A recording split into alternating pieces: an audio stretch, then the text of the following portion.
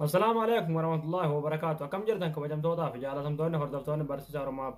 الحمد لله نجا كوت نجاني كي خنجر الله هنك بجارا بكير تمرس نجاو. إيجا دعوتوتن كيا برون سرّا خنا كيسة تواني نسم برسيسو. يو نامني بلبلا كيسة نسن هردفوت تجراتي حالا نام نسن هردفوت تجرسان جلا بلسة تتوه دندسنا نسم برسيسو لكن بلسة جلا بهو دندسنا اسم برسيسو چورسني گله.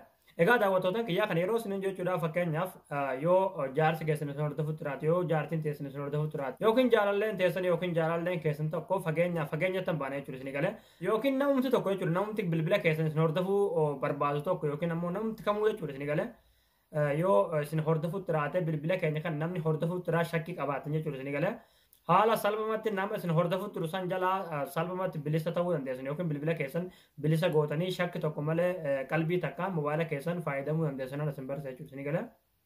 Egaa daawwattootaan kiyya egaa barumsaatiin darbuun duratti warroonni YouTube chaanaala kiyyaaf haarawwataa ta'an baga nagaan dhuftan jechaa YouTube chaanaala keenya subscribe godhachuun dagatinadha.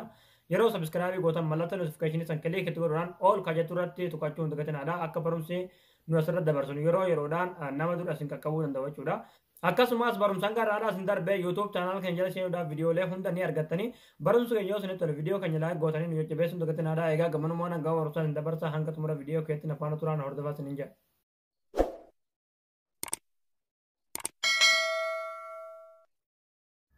Hayyee daawwattootaan kiyyaa haalli nama bilbila keessan isin hordofutti jiru jala bilisatti ba'uu dandeessanii yookiin akka namni gonkumaayyuu bilbila keessan isin hordofuu hin dandeenye itti gochuu itti dandeessu jechuudha. Bakka bilbilaa keessan kanarra dhuftan jechuudha isin gala. Yeroo bakka bilbilaa keessan kanarra dhuftan jechuudha murabbaa duwwaa lama murabbaa gootaniiti ookee kilik itti gootu jechuudha. Itti bilbiltanii.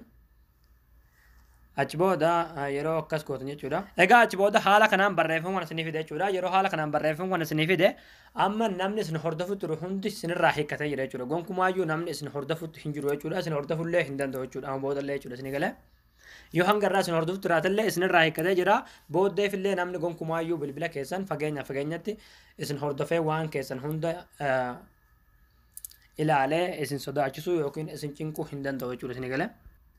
Egaa daawwattootaan kiyyaa akka isinii galee akka isinitti tolee abdiin qabaa barumsa kiyya kanarraa asirratti raawwataa barumsa dabalataa argachuudhaaf chaanaala keenya haarawaa yoo taatan subscribe gootanii nu hordofuu hin dagatinaadha.